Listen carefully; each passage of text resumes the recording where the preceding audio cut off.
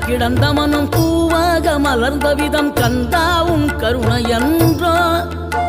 நாம் எல்லாம் இழந்த பின்னும் ஜீவன் இருப்பதிங்கே வேளாவும் அருளாவென்றோ கோடி பணம் இருந்தாலும் மேலும் அதை தேடுகின்ற மானிடர்கள் கூட்டம் நடுவே மனம் தேடி உனை திரிந்தபடி திருப்புகழை பாடும் என நாடி வந்து காத்த குருவே